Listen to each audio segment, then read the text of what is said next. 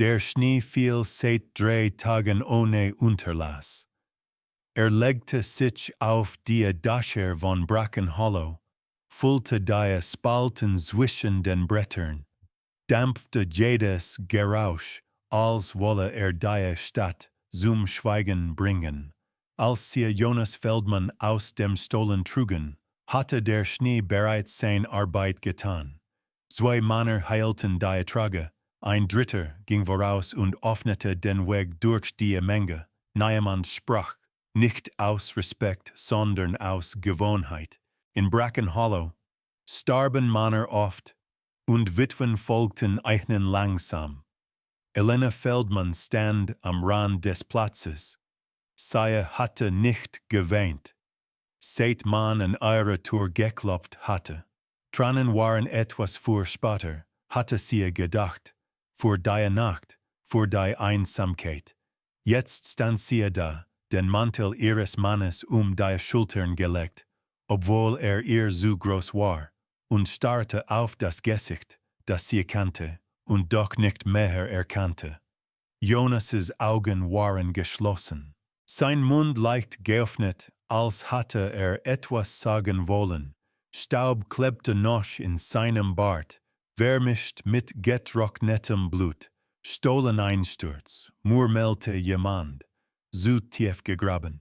Elena hörte die Worte, aber sie drangen nicht zu ihr durch. Sie sah nur die Hände ihres Mannes, schweilig, gebrochen, leer.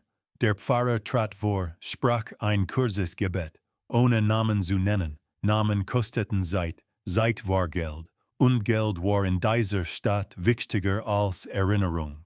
Als die Männer den Körper ablegten, trat Elena einen Schritt nachher. Sie berührte Jonas' Hand. Kalt, fremd, in diesem Moment verstand sie etwas, das ihr niemand gesagt hatte. Mit Jonas war nicht nur ein Mann gestorben, sondern ihr Schutz. Am nächsten Morgen klopfte der Schnee gegen die Fensterscheiben, als Elena die Tür öffnete. Draußen stand Gerrit Mornay. Trug keinen Mantel, sondern einen sauberen Wollrock, dessen Knöpfe glanzten. Seine Schuhe waren neu, kaum vom Schlamm berührt. Ein Mann, der nicht selbst arbeitete, sondern andere arbeiten ließ. Frau Feldmann, sagte ruhig. Es tut mir leid ihren Mann. Elena nickte. Sie wusste, dass dieses Beileid nichts kostete. Mornay trat ein, ohne gefragt zu werden.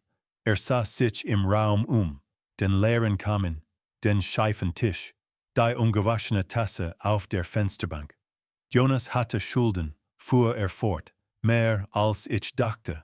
Elena spürte, wie es sich ihr Magen zusammenzog. Hat immer gearbeitet, sagte sie leise. Hatte es zurückgezahlt. Mornay lächelte nicht. Legte ein Buch auf den Tisch und schlug es auf. Zahlen, Namen, Daten. Hat gespielt, sagte und verloren. Die Stille im Raum wurde schwer. Elena sah auf die Seiten, verstand die Summen nicht, aber sie verstand die Bedeutung. Kein Haus in Brackenhollow war diese Zahlenwert. Kein Leben, was wollen sie? Fragte sie schließlich. Mornay schloss das Buch. Was mir zustet. Sah sie nun direkt an.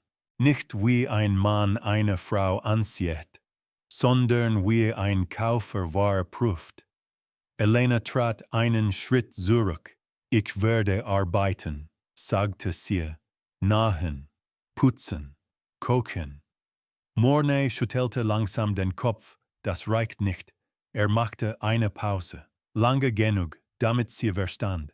Es gibt andere Wege, Schulden zu begleichen. Elena spürte, wie ihr Herz schneller schlug. Nicht aus Angst, sondern aus Wut. Raus, sagte sie. Gehen Sie raus aus meinem Haus. Mornays Blick verhärtete sich. Dieses Haus gehört der Bank, antwortete ruhig. Und die Bank bin ich.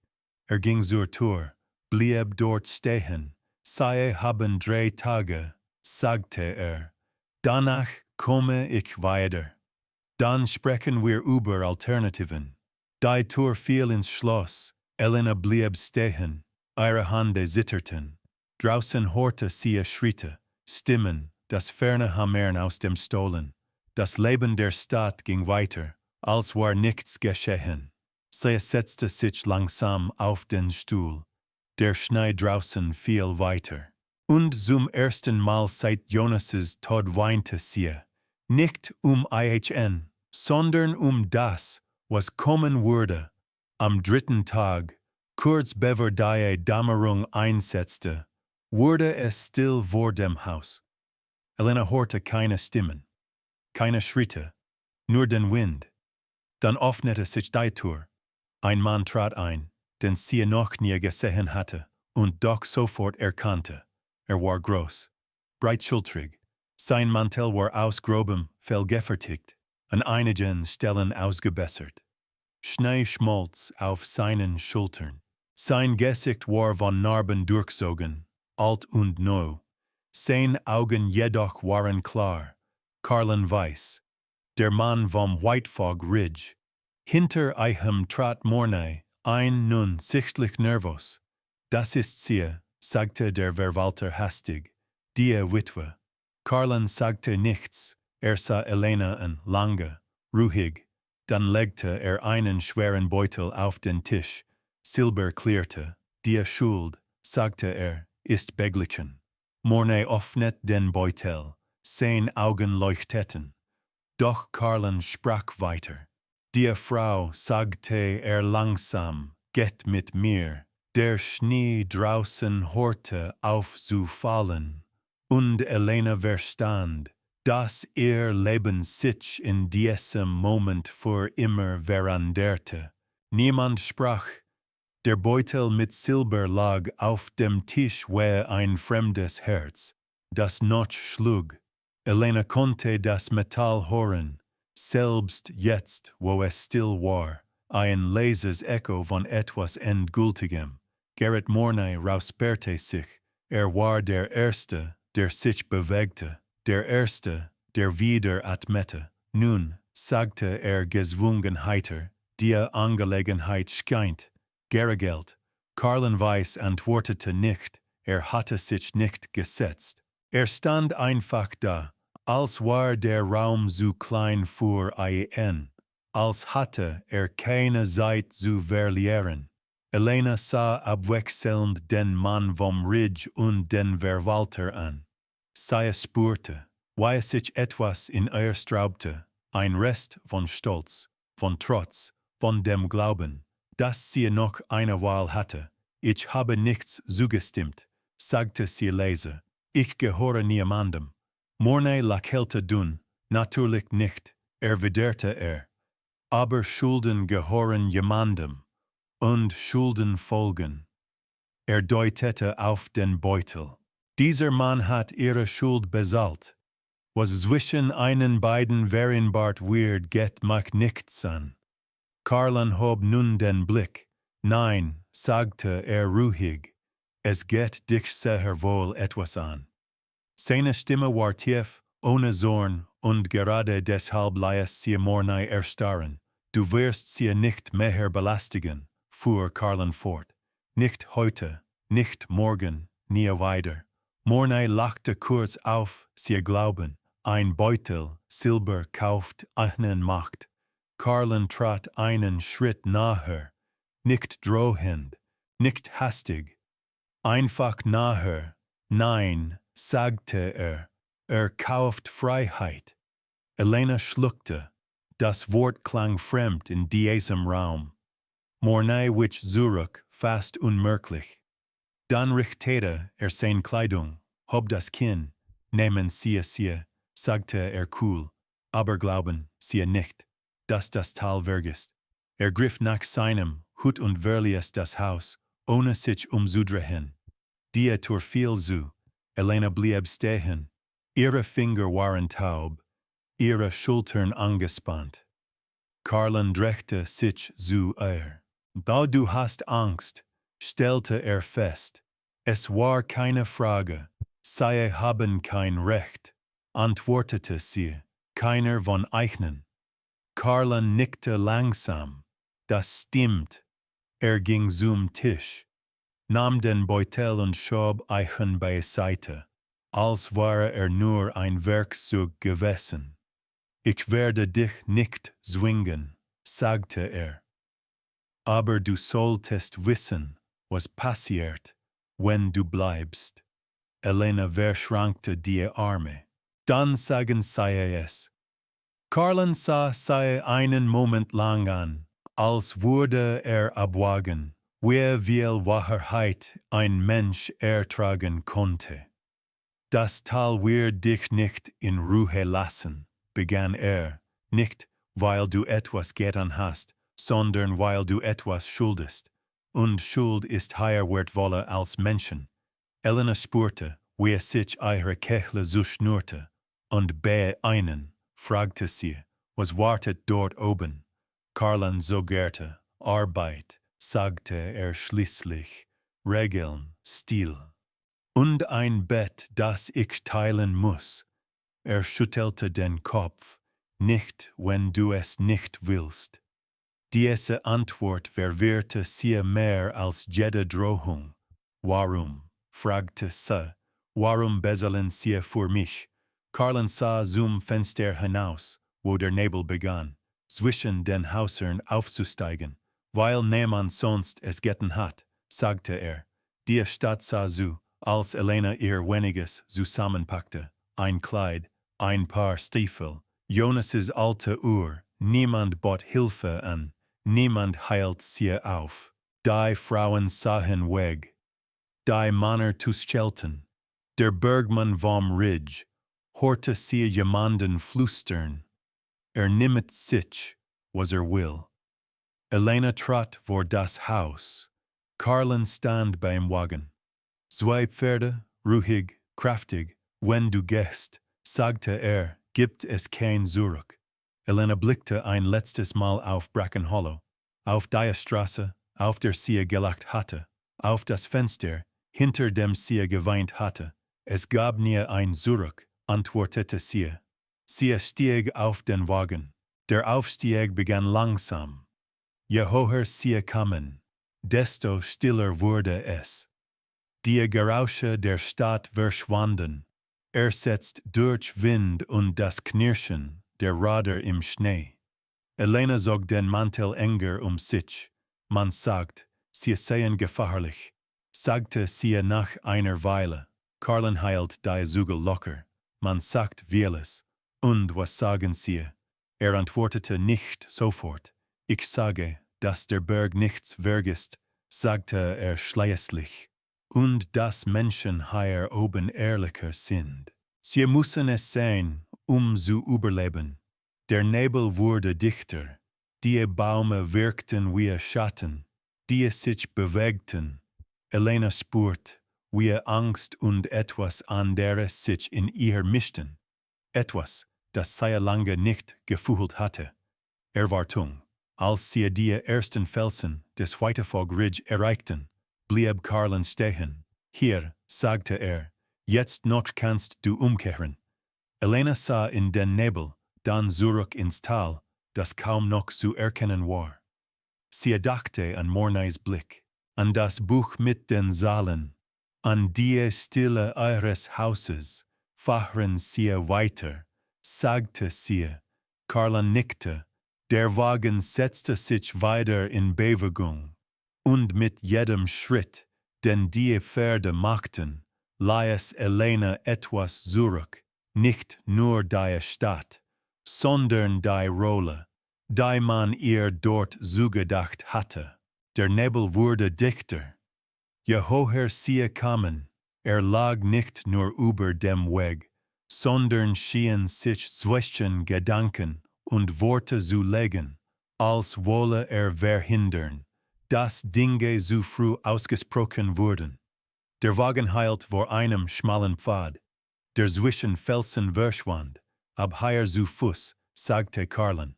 Elena stieg ab, ihre Beine waren steif, ihre Hände kalt. Der Schnee knirschte unter ihren Stiefeln, während sie ihm folgte. kein Vogel sang, kein Laut kam aus dem Wald. Selbst der Wind schien hier oben vorsichtiger zu sein.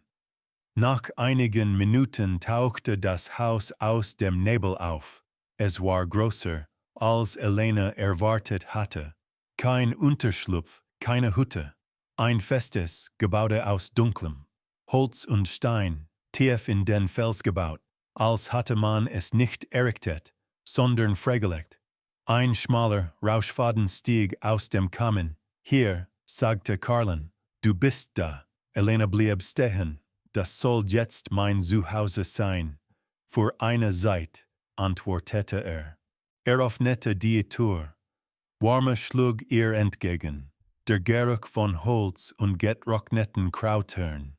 Drinnen war es überraschend ordentlich.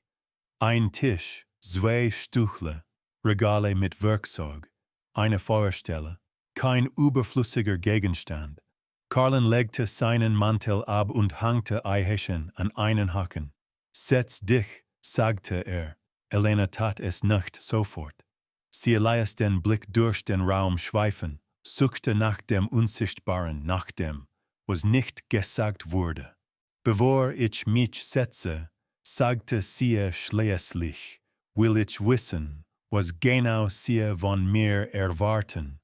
Carlen sah sie ruhig an. Gut, sagte er, dann sprechen wir jetzt. Er ging zum Tisch, zog ein gefaltetes Papier hervor und legte es zwischen sie. Ein Vertrag, erklärte er, ohne Zeugen, ohne Kirche, ohne Staat. Elena lachte kurz hart. Ein Vertrag zwischen einer Witwe ohne Besitz und einem Mann, der sich im Nebel versteckt.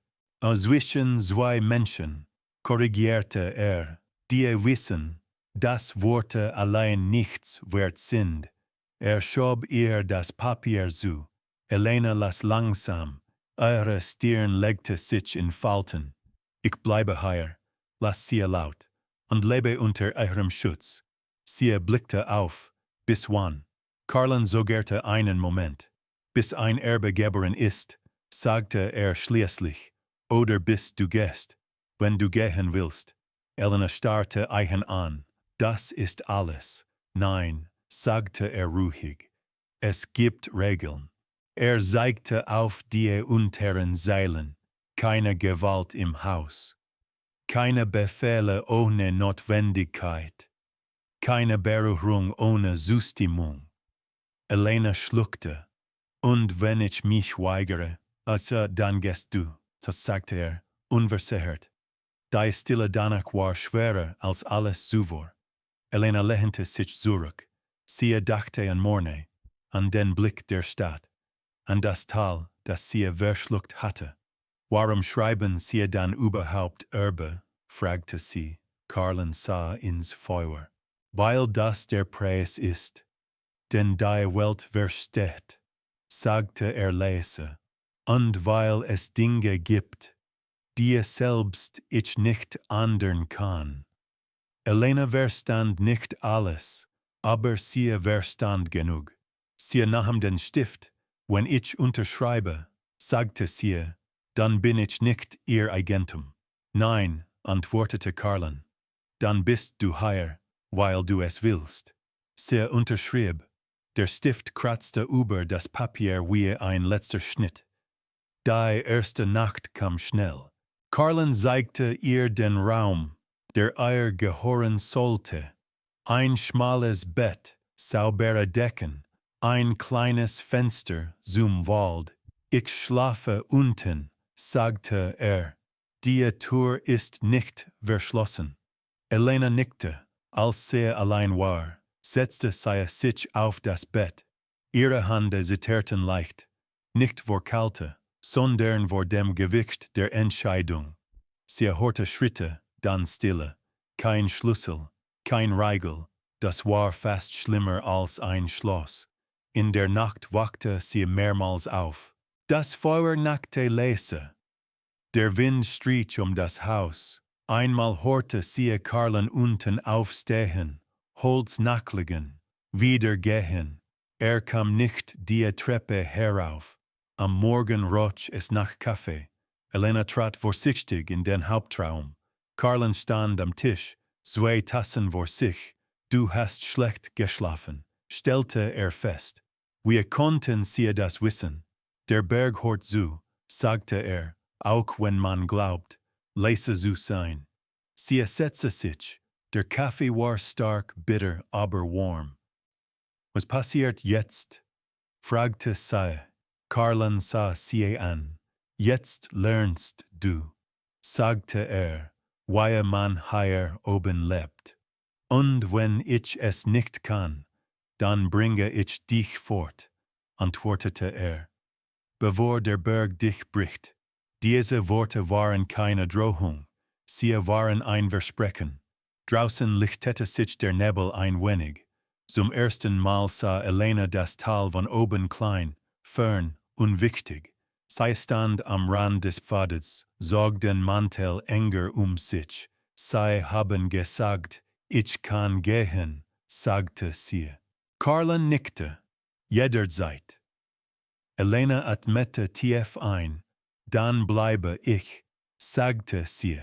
Nicht wegen des Vertrags, nicht wegen des Kindes, das noch nicht existierte, sondern weil sie zum ersten Mal seit langer Zeit nicht gedrängt wurde. Der Berg schwieg, und irgendwo tief in diesem Schweigen begann etwas Neues. Das Haus stellte keine Fragen. Es nahm einfach hin. Es nahm Elenas Schritte auf den Dielen auf, das leise Öffnen der Schranke, das vorsichtige Atmen einer Frau, die noch nicht wusste, ob sie hier Gast war oder Gefangene. Die Wände waren dick, der Stein alt. Hatte schon viele Winter gesehen, und viele Menschen kommen und gehen. Am ersten Morgen zeigte Carlen ihr nichts. Erklärte nichts. Stand früh auf, legte Holz nach, prüfte die Fallen draußen, kam zurück, ohne ein Wort zu verlieren. Elena beobachtete ihn aus dem Augenwinkel. Jede Bewegung hatte ihren Platz. Nichts war zufällig. Du kannst dich frei bewegen, sagte schließlich. Aber geh nicht ohne mich in den Wald. Warum? Fragte sie. Weil der Berg nicht unterscheidet, antwortete frisst Fehler. Elena nickte. Sie verstand mehr, als sie sagen wollte. Die Tage begannen, einander zu ähneln. Am Morgen Arbeit, Holz hacken, Wasser holen, Brot backen. Carlen gab Anweisungen, aber keine Befehle. Zeigte einmal, zweimal, dann erwartete dass man es selbst tat. Wenn Elena Fehler machte, korrigierte sie nicht sofort. Ließ sie scheitern, aber nie so weit, dass es gefährlich wurde. Hier oben, sagte eines Abends, lernt man schneller, wenn es weh tut, aber nicht tödlich. Elena presste die Lippen zusammen, als sie ihre aufgeschürften Hände betrachtete. Das Tal tat auch weh, sagte sie, nur anders. Carlen antwortete nicht, aber brachte spate saubere Tücher. In der zweiten Woche begann Elena, das Haus zu lesen.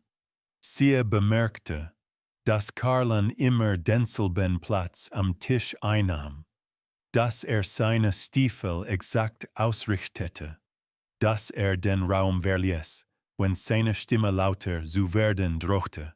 Sie haben Regeln, stellte sie fest. Ja, nicht nur für mich. Sah sie an, besonders für mich. Diese Antwort blieb in ihr hängen. Nachts war das Haus anders. Der Wind kroch durch die Ritzen. Der Nebel klopfte gegen die Fenster, als wolle eingelassen werden. Elena lag wach und lauschte. Einmal hörte sie etwas draußen, Schritte oder Einbildung. Sie griff nach dem Messer, das Carlen ihr gegeben hatte. Am Morgen fragte sie nicht, aber Carlen sagte trotzdem, es war ein Wolf, und ist weitergezogen. Elena sah ihn an.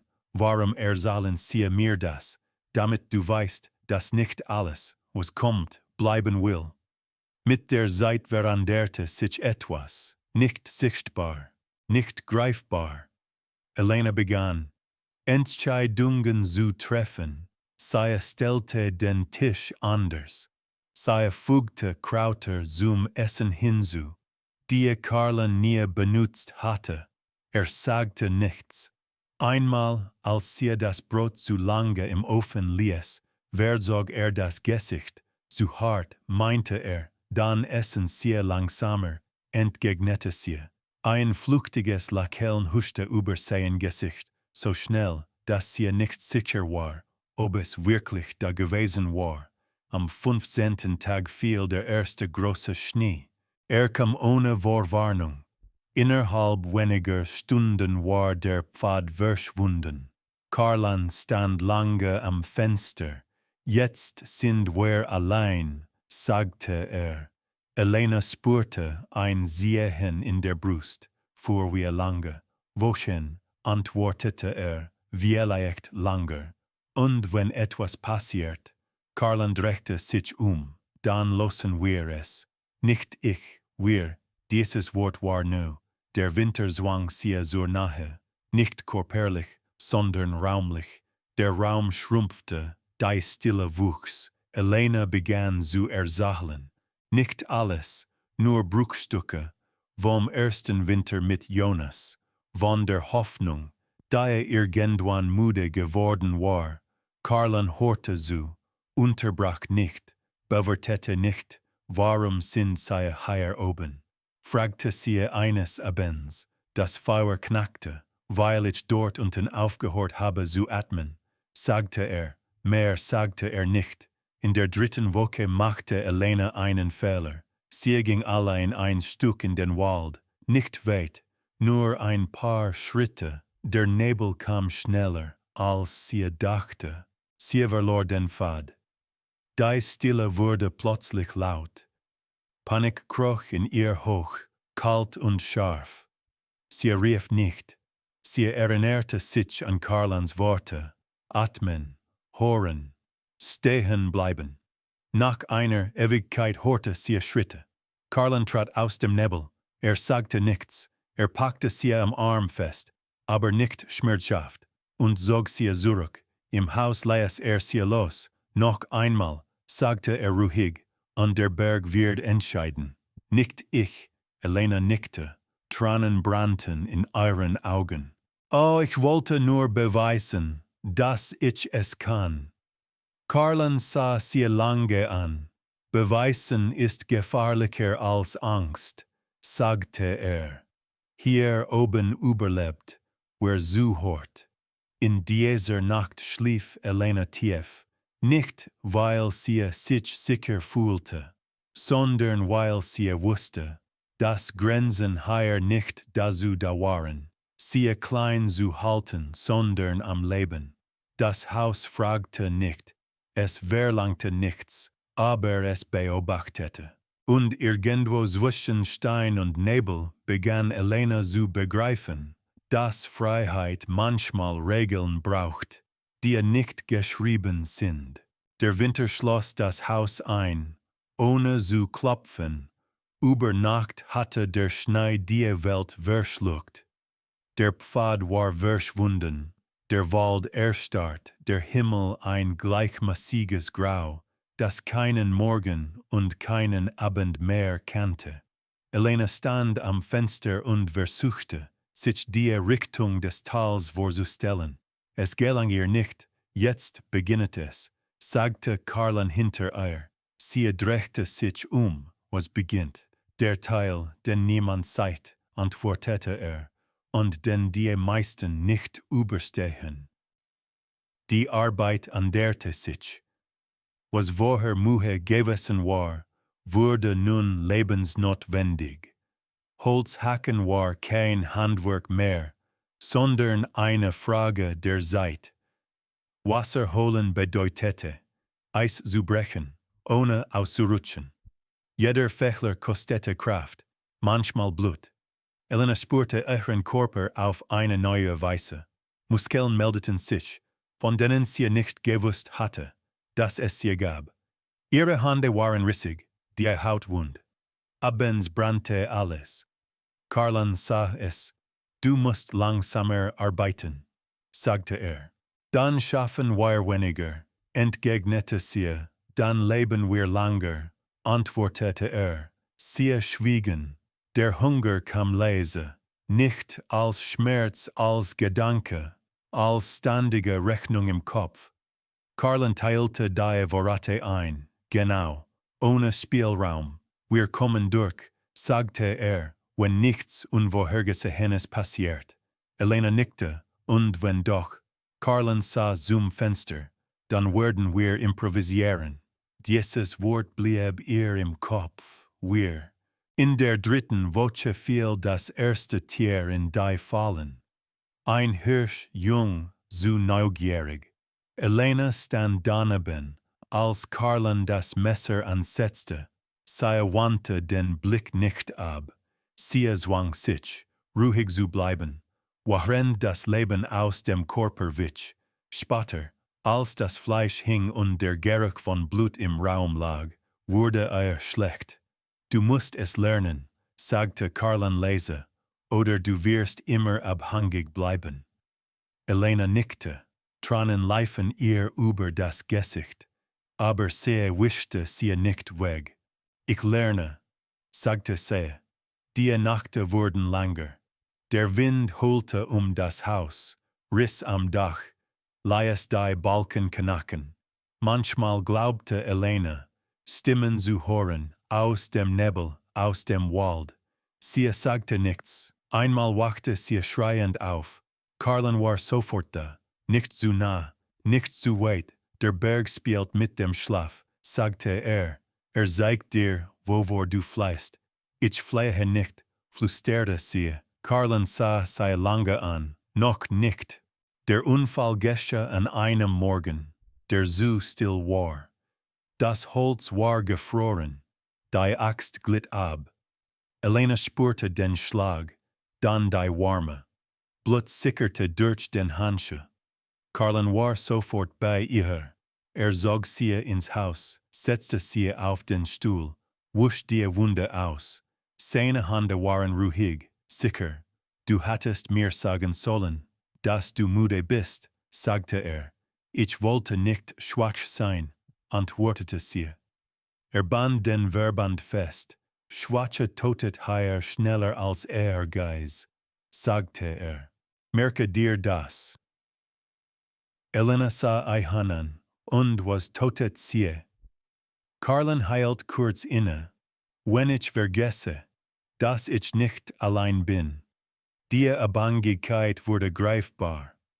Elena konnte nicht hinaus, ohne dass Karlan es wusste. Karlan konnte nicht jagen, ohne dass Elena das Feuer hütete. Sie waren keine Gefahrten. Noch nicht, aber sie waren gebunden. Nicht durch den Vertrag, durch den Winter. Eines Abends erzählte Karlan von einem Mann, der hier oben gestorben war. Glaubte, der Berg schulde ihm etwas, sagte er. Nahm mehr, als tragen konnte. Und sie, fragte Elena, was schuldet der Berg ihnen? Karlan sah ins Feuer.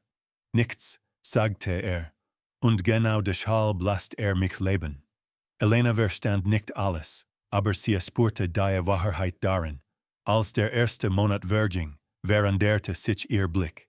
Sie begann, den Nebel zu lesen, den Schnee zu hören, die Stille zu unterscheiden.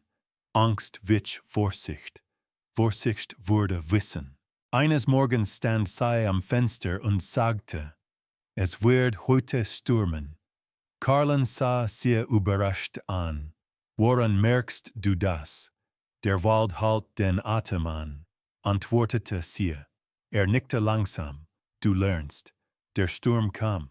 Warf Schnee gegen die Fenster, rüttelte am Haus, als wolle es prüfen. Elena und Karlan saßen nebeneinander am Tisch, das Licht der Lampe zwischen ihnen. Zum ersten Mal berührten sich ihre Hände zufällig. Kurz. Keiner zog sie weg. nicht aus Verlangen, aus Notwendigkeit.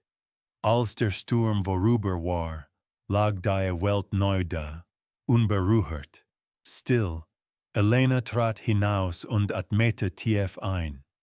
Die Luft schnitt in ihre Lungen, aber sie lächelte. Ich lebe, sagte sie. Carlen stand hinter ihr. Ja, antwortete er. Und jetzt gehorchst du ein Stück hierher. Elena sah Eichen an, nicht als Retter, nicht als Herr, sondern als jemanden, der den Winter verstand. Und irgendwo tief in ihr wusste sie, der schwerste Teil lag noch vor Eichen. Der Winter lieh es nicht nach. Aber etwas anderes begann zu tauen. Es geschah an einem Abend, an dem das Feuer neidrig brannte und der Wind nur noch flüsterte. Elena saß am Tisch und reparierte einen Handschuh, während Carlen an der Wand lehnte, die Arme verschränkt, den Blick ins Leere gerichtet. Heißt Jonas, sagte Elena plötzlich, mein Mann. Carlen sah sie an überrascht von der Direktheit, ich weiß. Woher, ein Moment Virgin, dann noch einer. Weil ich Eichen kannte, antwortete Carlen. Elena ließ die Nadel fallen. Was haben sie gesagt? Carlen trat nahe, setzte sich ihr gegenüber. Seine Stimme war ruhig, aber vorsichtig, als würde einen Gefrorenen. Sie betreten, nicht gut, sagte nicht lange. Elena spürte, wie sich ihr Magen verkrampfte. War ein guter Mann, sagte sie, hat hart gearbeitet. Carlen nickte langsam. Ja, sagte und hat gespielt. Die Worte fielen schwer in den Raum. Sie lügen, flüsterte Elena. Nein, antwortete Carlen leise, aber ich habe lange geschwiegen. Stand auf, ging zum Regal und nahm eine kleine Ledertasche heraus. Öffnete sie, zog ein zerknittertes Stück Papier hervor und legte es auf den Tisch. Elena erkannte die Handschrift sofort. Jonas, ihre Finger zitterten, als sie das Papier entfaltete. Zahlen, Namen, ein Datum und darunter ihr eigener Name. Nicht als Ehefrau, sondern als Einsatz. Hat dich nicht verkauft, sagte Carlen. Aber war bereit, es zu riskieren. Elena starrte auf die Zeilen. Die Welt schien sich zu verengen, als würde der Raum kleiner werden. Warum zeigen Sie mir das jetzt? Fragte sie heißer. Carlen sah sie an, weil du wissen musst, wovon du glaubst, sagte und wovor ich dich bewahrt habe. Elena sprang auf. Bewahrt, schrie sie, sie haben mich gekauft. Ihre Stimme brach. Carlen blieb sitzen. Ich habe morgen bezahlt, sagte ruhig. Nicht dich. Elena lachte hysterisch. Das ist dasselbe. Nein, widersprach Der Unterschied ist, dass du hier jederzeit gehen kannst. Elena schlug die Hand auf den Tisch. Wohin, rief sie. Zurück zu Menschen, die mich benutzen wollten. Oder zu einem Mann, der mich verspielt hat. Die Worte schnitten tiefer, als sie wollte. Stille, dann setzte sie sich langsam wieder. Ihre Hände zitterten. Warum fragte sie leise. Warum mein Mann? Carlen sah ins Feuer. Weil glaubte, Schulden würden sich irgendwann von selbst erledigen, sagte und weil morgen Eichen brauchte, andere zu warnen. Elena schloss die Augen. Tränen liefen ihr über das Gesicht, aber sie wischte sie nicht weg. In dieser Nacht schlief sie nicht. Sie saß am Fenster und sah in den Nebel, der wie eine Wand vor dem Haus hing. Jeder Gedanke führte zu Jonas, zu den Jahren, die sie geglaubt hatte, gemeinsam getragen zu haben, zu den Lügen, die so leise gewesen waren, dass sie für Liebe gehalten hatte. Am Morgen fand Carlen sie dort. Du musst essen, sagte Ich habe keinen Hunger. Dann ist trotzdem, antwortete er. Der Berg verzeiht keine Trauer. Elena nahm einen Bissen. Schmeckte nach nichts. Hatten Sie mir früher sagen sollen, sagte sie. Carla nickte. Ja, warum haben Sie es nicht getan? Weil ich Angst hatte, sagte er, dass du mich dann auch als Lügner sehen würdest. Elena sah ihn an, und jetzt weiß ich es, antwortete er, aber ich sehe es vor, dass du es selbst entscheidest. Die Tage danach waren stiller als zuvor, nicht angespannt, leer. Elena arbeitete mechanisch. Holz, Wasser, Feuer, sie sprach kaum. Einmal, als Carlen sie draußen beobachtete, sagte sie, ich weiß nicht mehr, wer ich war. Carlen antwortete nicht sofort, das ist normal, sagte er schließlich, wenn ein Fundament wegbricht. Und was bleibt dann? Das, was du selbst baust. Eine Woche später öffnete sich der Himmel für einen Moment. Der Nebel wich, der Blick ins Tal wurde frei. Brackenhollow lag dort unten klein, weit entfernt. Elena stand lange und sah hinab. Dort unten war ich jemandes Frau, sagte sie. Jemandes Schuld. Sie drehte sich zu Carlen Hier bin ich nichts davon. Carlen nickte. Hier bist du am Leben. Elena atmete tief ein. In ihr war etwas zerbrochen. Aber etwas anderes begann. Sich zu formen, nicht Vertrauen, noch nicht, aber Wahrheit. In dieser Nacht legte sie den Vertrag auf den Tisch. Gilt noch, sagte sie. Carlen sah sie an. Ja, aber jetzt weiß ich, warum ich ihn unterschrieben habe. Warum? Fragte er. Elena hielt seinen Blick stand. Nicht aus Angst, sagte sie, sondern weil ich bleiben will. Carlen senkte den Blick. Dann, sagte er leise, beginnt jetzt etwas Neues. Draußen fiel weiter Schnee. Aber wirkte nicht mehr wie ein Grab, sondern wie eine Decke über etwas, das wachsen wollte. Der Nebel kam früher als sonst an diesem Morgen. Kroch nicht langsam herauf, sondern walzte sich den Hang hinauf, dicht und schwer, als hatte der Berg selbst den Atem angehalten. Carlen stand lange draußen, bevor etwas sagte. Sie kommen, meinte schließlich. Elena trat neben ihn, wer? Carlen antwortete nicht sofort. Kniete sich hin, berührte den Schnee, betrachtete eine Spur, die nicht vom Wind stammte. Menschen, sagte und sie sind bewaffnet. Elena spürte, wie sich ihr Magen zusammenzog. Die Zeichen waren eindeutig. Ein gebrochener Zweig an der falschen Stelle, ein Abdruck im Schnee, so regelmäßig für ein Tier. Der Nebel, der sich nicht wie sonst bewegte. Mornay, sagte Elena leise. Carlen nickte.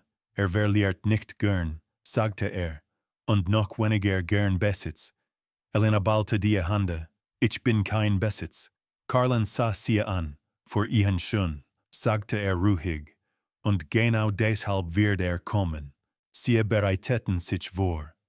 Nicht hastig, nicht panisch. Carlen überprüfte die Waffen. Ein Gewehr, alt, aber gepflegt. Eine Pistole. Messer. Elena beobachtete jede Bewegung.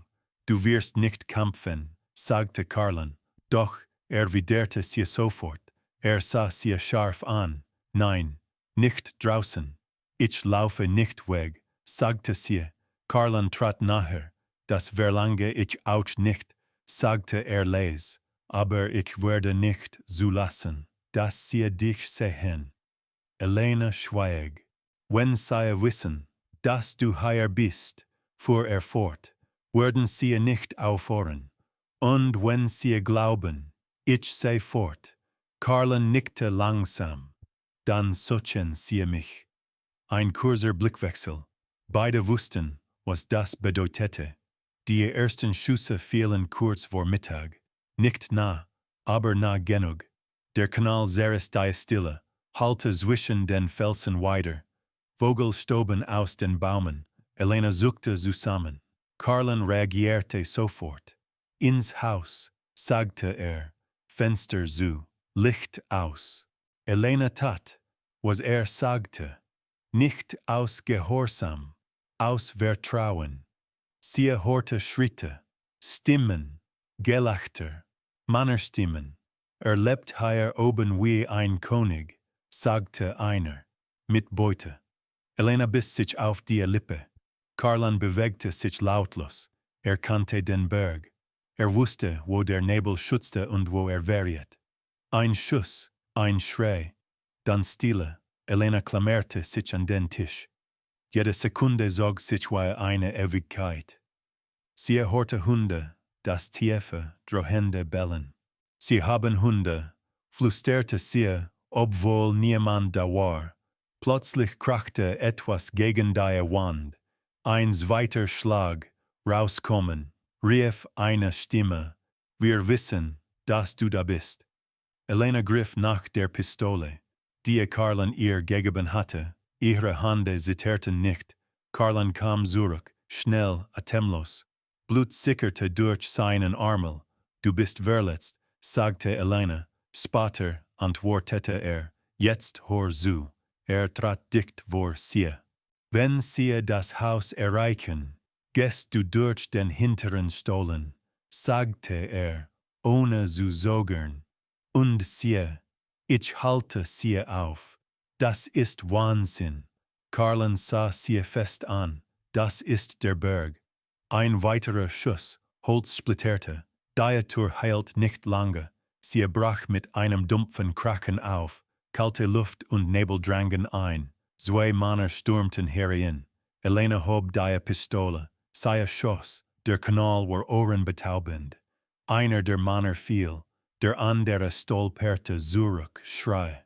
Karlan war da. Schnell, brutal, effizient. Alles dauerte nur Sekunden. Dann Stille. Draußen hörten sie Stimmen, Flüche, Schritte, die sich zurückzogen. Zurück, rief jemand. Das ist kein Ort für Menschen. Elena sank auf den Stuhl. Ihre Hände begannen jetzt zu zittern. Karlan lehnte an der Wand, presste die Hand auf seine Schulter. Du hast gut geschossen, sagte Ich habe jemanden verletzt, flüsterte sie. Karlan sah sie ernst an. Du hast überlebt, sagte Das ist der Unterschied. Als es dunkel wurde, kehrte der Nebel zurück. Dicker als zuvor. Karlan saß am Tisch. Sein Gesicht war bleich. Sie kommen wieder, sagte Nicht heute, aber bald. Elena trat vor hin. Dann gehen wir, sagte sie, zusammen. Karlan schüttelte den Kopf. Der Berg schützt mich, sagte Nicht dich. Elena kniete sich vor hin. Dann lerne ich, mich selbst zu schützen.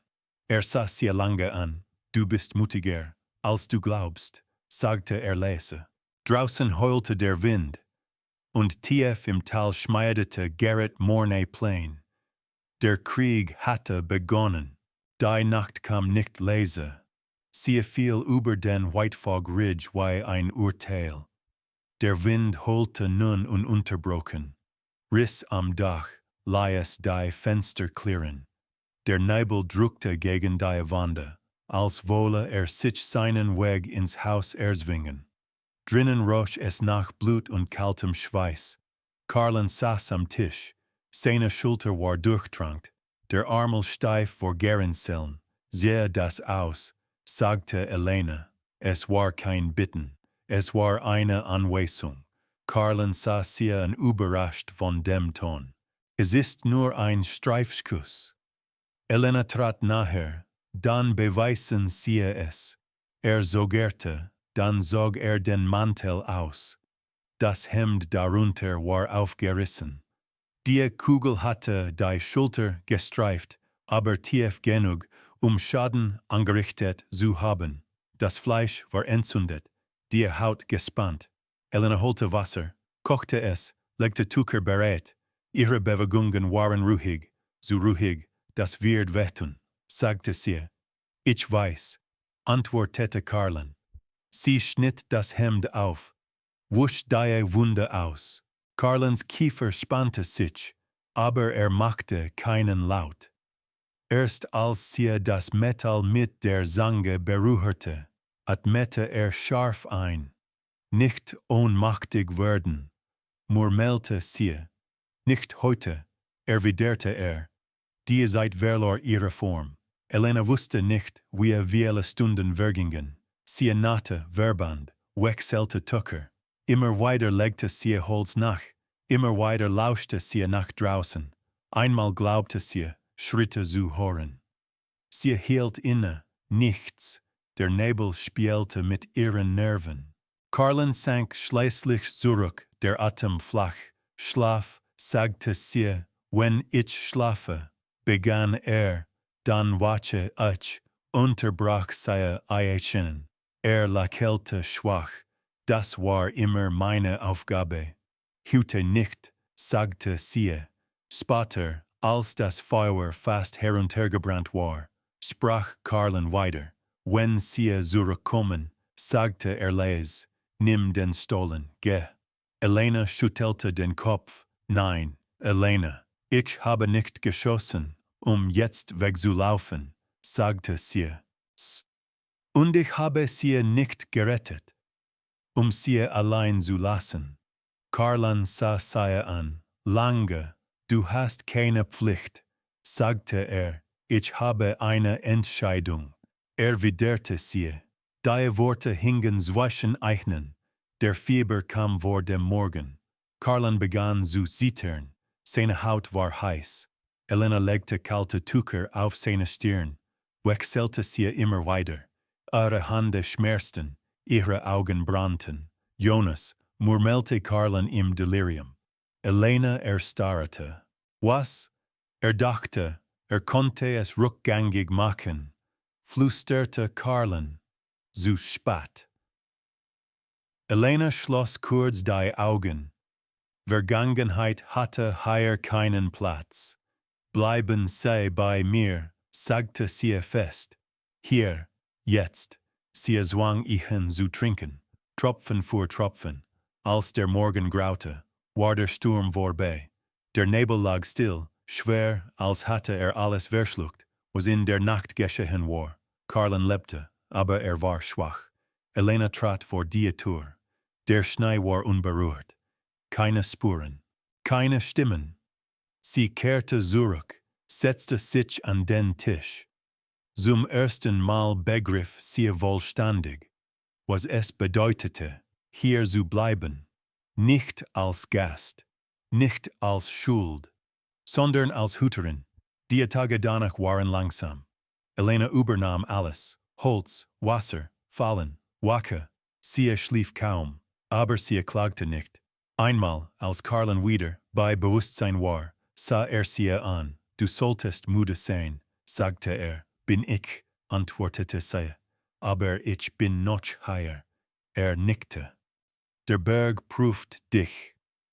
Dann soll genau hinsehen, sagte sie.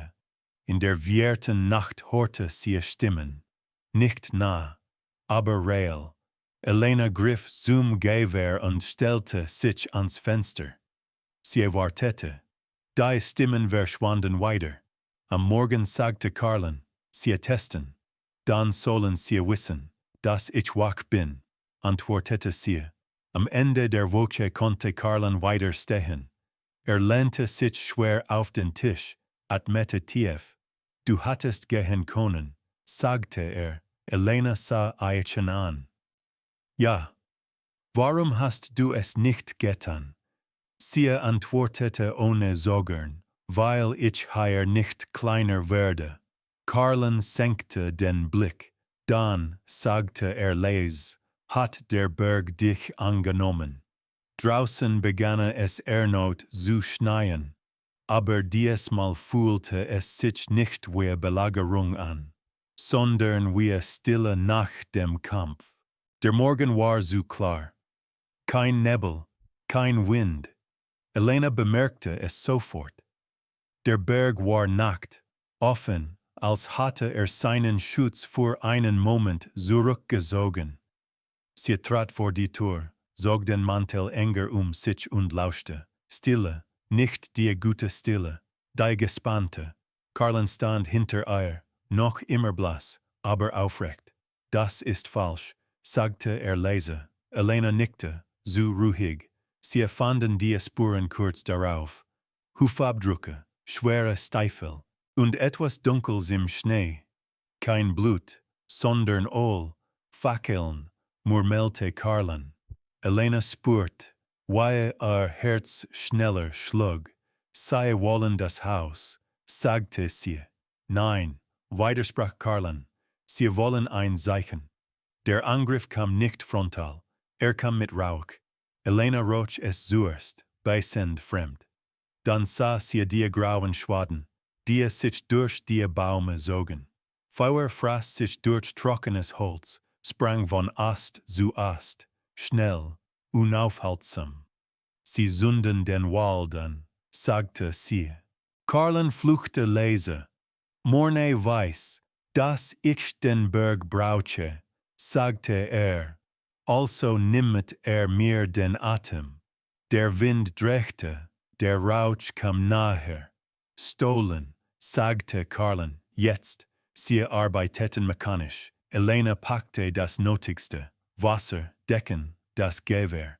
Carlen nahm die Ledertasche mit den Papieren, den Vertrag, die alten Notizen, die Wahrheit, die niemand sehen sollte. Ein Knall, Holz splitterte. Flammen leckten bereits an der Nordseite des Hauses. Zu spät, sagte Elena. Carlen sah sie an. Dann trennen wir uns. Nein, antwortete sie sofort. Elena, sagte scharf, wenn sie dich sehen, ist alles verloren. Wenn ich gehe, auch, entgegnete sie. Ein Moment, dann nickte zusammen, sagte Der Rauch brannte in den Augen. Elena hustete, während sie sich zum hinteren Teil des Hauses kämpften. Die Hitze war jetzt überall. Balken knackten, Funken regneten vom Dach. Plötzlich Stimmen, da, rief jemand, sie sind noch drin. Ein Schuss traf die Wand. Holzsplitter flogen. Elena hob das Gewehr und feuerte blind in den Rauch. Ein Schrei. Schritte, die sich zurückzogen. Carlen zog sehr weiter. Nicht stehen bleiben. Der Stollen war schmal, niedrig. Sie krochen hinein, während hinter ihnen das Haus aufstonte. Feuer und Rauch drängten nach. Elena hörte ein Krachen, schwer, endgültig. Das Haus, das nicht gefragt hatte, gab nach. Im Dunkel des Stollens hielten sie an. Elena keuchte, Tränen liefen ihr übers Gesicht, nicht nur vom Rauch. Es ist weg, flüsterte sie. Carlen nickte, ja. Kein Trost, nur Wahrheit. Sie warteten lange, Stunden vielleicht, als sie den Stollen verließen, war die Welt verandert. Schwarz verkohlte Bäume ragten aus dem Schnee. Rauch stieg noch immer auf, wo das Haus gestanden hatte, war nur Asche. Elena sank auf die Knie. Alles, begann sie. Nein, sagte Carlen, nicht alles.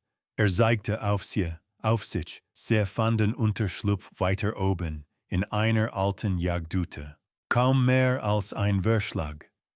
Aber sie war trocken. In dieser Nacht sagte keiner von beiden Weil. Elena starrte ins Feuer, das sie vorsichtig entzündet hatten. Wird nicht aufhören, sagte sie schließlich. Nein, bestätigte Carlen, aber hat gewonnen, was wollte. Was? Uns in Bewegung zu zwingen, sagte Carlen. Der Ridge war unser Schutz. Jetzt sind wir Flüchtlinge. Elena ballte die Hände. Dann gehen wir zurück, sagte sie, ins Tal. Beenden es. Karlen sah sie an überrascht. Das war Selbstmord. Vielleicht, entgegnete sie, aber bleiben ist es auch. In der Nacht wachte Elena auf, ein brennender Schmerz in ihrem Unterleib. Übelkeit, Schwindel. Sie setzte sich auf, atmete langsam.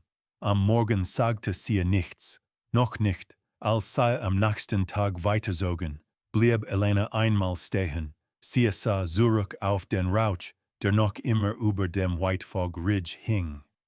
Ich dachte, das hier war Freiheit, sagte sie leis. Karlen blieb neben ihr stehen. War es, sagte solange wir es halten konnten. Elena legte die Hand auf ihren Bauch. Dann müssen wir etwas Neues finden. Karlen sah sie an. Was meinst du?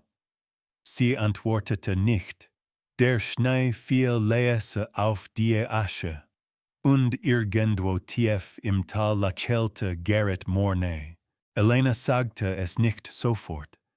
Der Morgen war grau, der Himmel niedrig. Schnee fiel ohne Eile, als hatte die Welt beschlossen, nichts mehr zu überstürzen.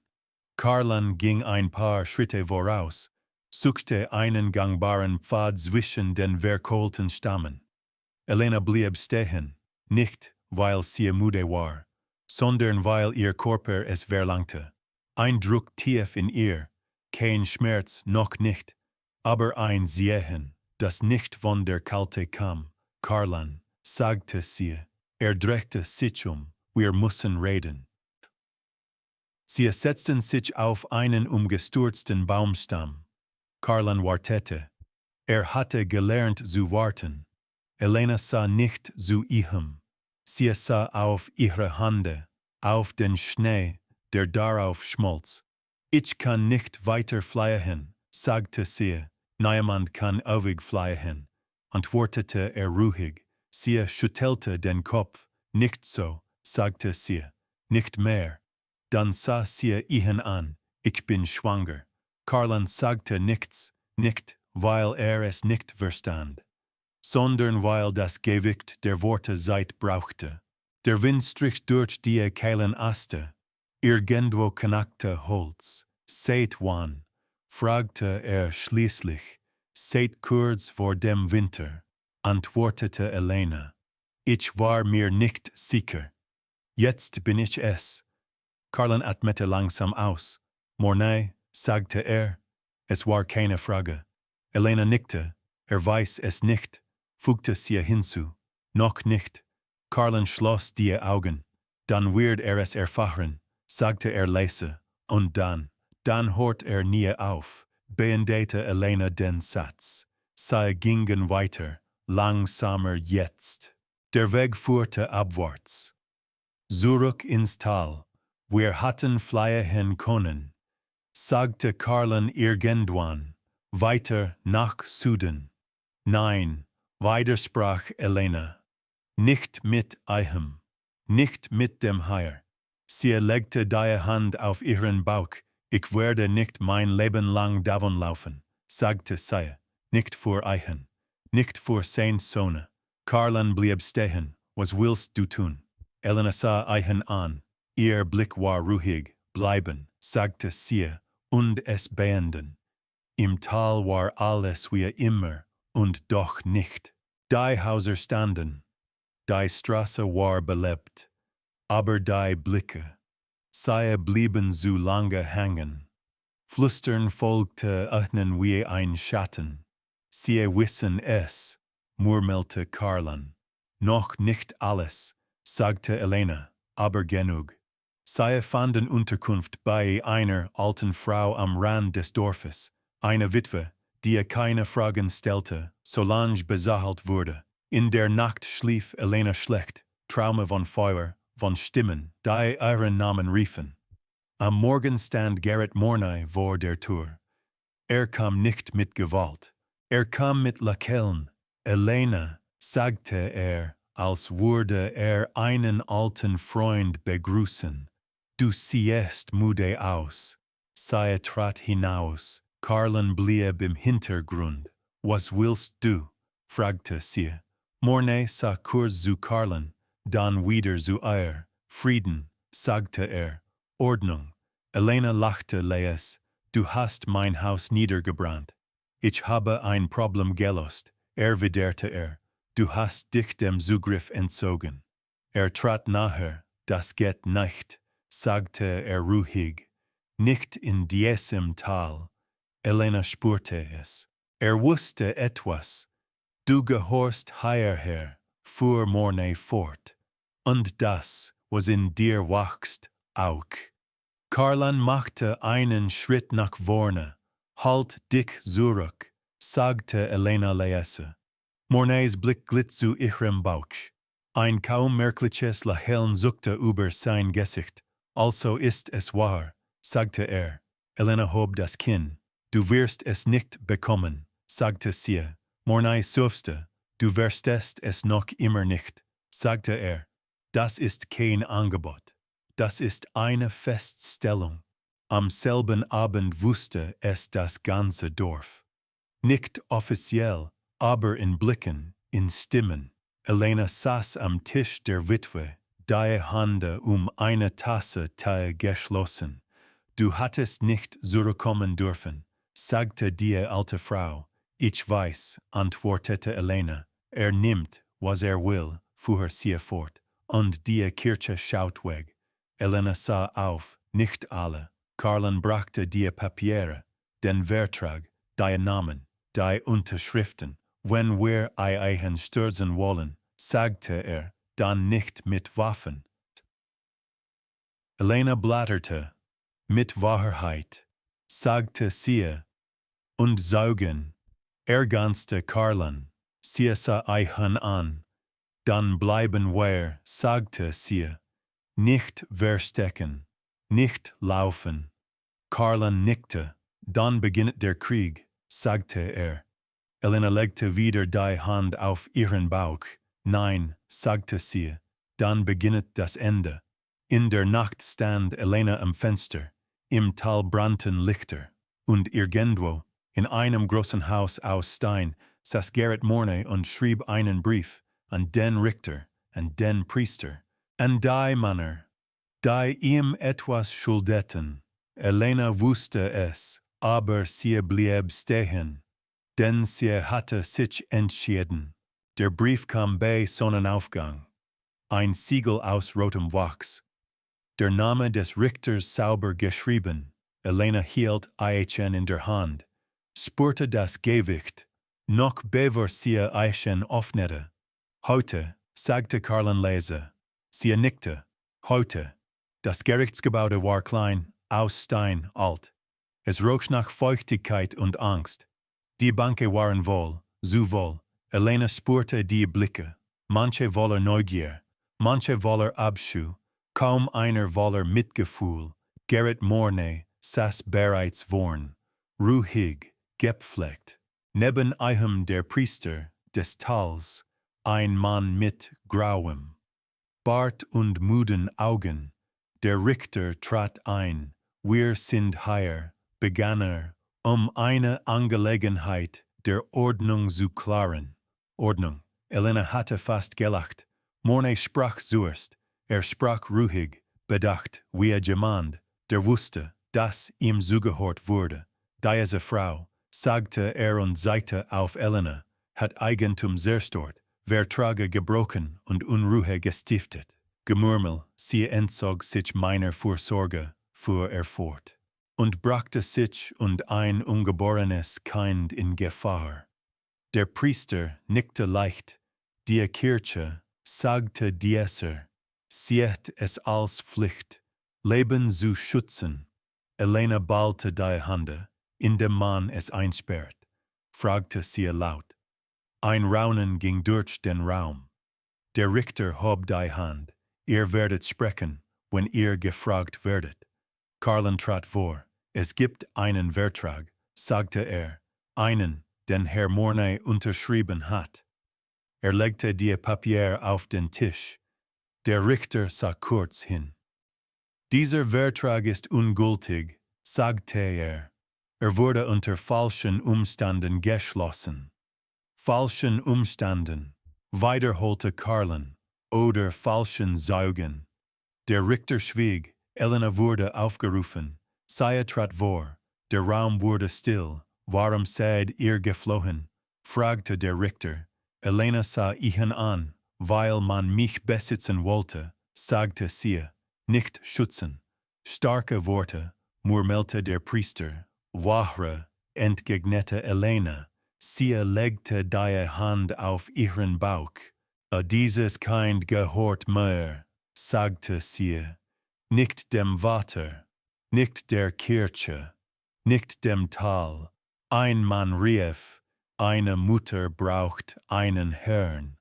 Gelächter, der Richter ließ es geschehen. Dann stand eine Frau auf, die Witwe. Ich kenne diese Frau, sagte sie, und ich kenne Mornay.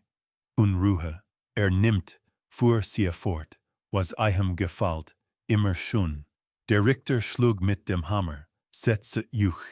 Sie setzte sich nicht, hat meine Tochter genommen, sagte sie laut, vor 20 Jahren. Stille. Mornay lächelte nicht mehr. Weitere Stimmen erhoben sich, säugerlich, leise, ein Knecht, eine Magd, ein alter Mann. Keine Beweise, nur Erinnerungen. Der Richter wirkte genervt. Genug, sagte er. Das Gericht erkennt keine Gerüchte an. Er sah Elena an. Im Namen der Ordnung, sagte er, wird entschieden. Ihr kehrt unter den Schutz von Herrn Mornay zurück. Ein Schlag, bis zur Geburt, fügte er hinzu. Elena hörte nichts mehr, nur das Wort, Schutz. Carlin sprang vor. Das ist keine Gerechtigkeit, rief er wachend traten nachher. Elena legte ihm die Hand auf den Arm. Nein, sagte sie leise, noch nicht. Sie sah den Richter an. Ich akzeptiere, sagte sie. Ein Murmeln ging durch den Saal. Mornay atmete erleichtert aus. Draußen wartete sein Wagen. Elena stieg ein. Der Priester sprach ein Gebet für das ungeborene Leben. Elena schloss die Augen. Das Haus Mornays war warm, sauber, still. Ein goldenes Gefängnis. Du wirst hier bleiben, sagte er, und dich erholen. Und danach, fragte Elena. Lächelte. Danach wirst du verstehen. In der Nacht weinte Elena nicht. Sie dachte an die Stimmen im Gericht, an die Witwe, an Carlins Blick. Kurz vor Mitternacht klopfte es leise. Elena öffnete die Tür. Carlin stand dort. Die Wachen trinken, flüsterte er, und sie reden. Über was? Fragte Elena. Über den Vertrag, sagte er, und über den Priester. Elena spürte, wie etwas in ihr ruhig wurde. Dann ist es noch nicht vorbei, sagte sie. Carlin schüttelte den Kopf. Nein, sagte er, jetzt fängt es erst an. Im Tal schliefen die Menschen, aber etwas hatte sich verschoben. Nicht sichtbar, noch nicht. Doch das Recht des Stärkeren hatte Risse bekommen. Und Elena war nicht mehr allein. Die Glocke lautet zu früh. Nicht zum Gebet. Nicht zur Messe. Zum Sammeln. Elena hörte sie durch das geschlossene Fenster. Ein dumpfer Klang, schwer wie Eisen. Sie wusste, etwas war geschehen. Carlin kam nicht zurück. Nicht sofort. Der Priester war der Erste, der fiel. Nicht im Glauben, sondern im Ansehen. Noch vor Sonnenaufgang hatten 2 Männer aus dem Dorf den Mut gefunden, zu sprechen. Nicht vor dem Richter, sondern vor der Kirche selbst. Vor einem Abgesandten aus der Stadt, der zufällig oder nicht zufällig an diesem Tag eintraf. Dokumente wurden gezeigt, Unterschriften verglichen, Spendenlisten offengelegt. Der Priester hatte geschwiegen. gegen Bezahlung, als Karlen endlich kam, war sein Gesicht hart. Sie wissen es, sagte alles. Elena setzte sich langsam, und morne, noch frei, antwortete Karlen, aber nicht mehr sicher. Die Glocke lautet erneut, diesmal schneller. Der Platz vor der Kirche füllte sich. Elena trat hinaus, zum ersten Mal ohne Angst. Morne stand bei den Stufen, ohne Lakeln, ohne Gefolge, nur ein Mann in einem guten Mantel, umgeben von Menschen, die Eichem plötzlich nicht mehr aus dem Weg gingen. Der Richter war da, blass, still, der Abgesandte der Kirche sprach, es gibt schwerwiegende Vorwürfe, sagte und Beweise. Morne lachte, kurz, scharf, Beweise kann man kaufen, sagte nicht alle, entgegnete eine Stimme. Die Witwe trat vor, in der Hand ein kleines Medaillon. Das gehörte meiner Tochter, sagte sie. Hat es mir gegeben, als Schweigegeld. Stille. Morne sah Elena an. Zum ersten Mal ohne Überlegenheit. Du gewinnst hier nichts, sagte leise. Elena antwortete ruhig. Ich will nichts von dir. Der Abgesandte nickte den Wachen zu. Herr Morne, sagte bleibt bis zur Klärung unter Aufsicht. Morne machte einen Schritt zurück. Dann noch einen. Das Feuer begann am Haus. Nicht von außen. Von innen. Niemand wusste, wer es entzündet hatte. Oder ob es einfach geschehen war. Flammen schlugen aus den Fenstern, fraßen sich durch Holz und Teppiche, durch Besitz, durch Jahre der Macht. Morne stand davor, sah zu, sag nichts, als hatte verstanden, dass kein Wort mehr half. Elena spürte die Hitze selbst aus der Ferne. Sie legte die Hand auf ihren Bauch, ein Tritt, stark, es ist Zeit, flüsterte sie. Die Geburt begann in derselben Nacht, nicht im Haus, nicht im Schutz, sondern in der kleinen Hütte der Witwe.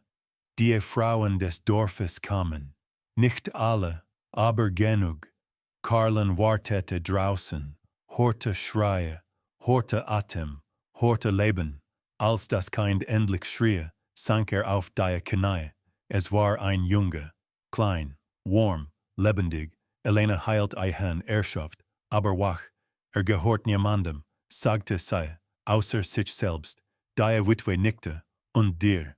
Elena schüttelte den Kopf. Uns, sagte sie. Am Morgen war das Haus Mornes nur noch Rauch und schwarze Balken. War verschwunden. Manche sagten, sei gegangen. Andere sagten, sei gefallen. Elena fragte nicht nach. Der Richter trat zurück. Der Priester wurde versetzt. Das Tal schwieg, nicht aus Schuld, aus Scham. Wo das alte Haus stand, wuchs im Frühjahr Gras. Elena blieb, nicht im alten Leben, in einem neuen. Sie arbeitete, sie sprach, sie schwieg, wenn es nötig war. Das Kind wuchs. Und wenn jemand fragte, wer der Vater sei, antwortete sie, die Vergangenheit. Manchmal, wenn der Wind vom Berg kam, roch Elena noch Asche, dann erinnerte sie sich, nicht an Morne, sondern an die Frau, die sie gewesen war, und an die sie geworden war.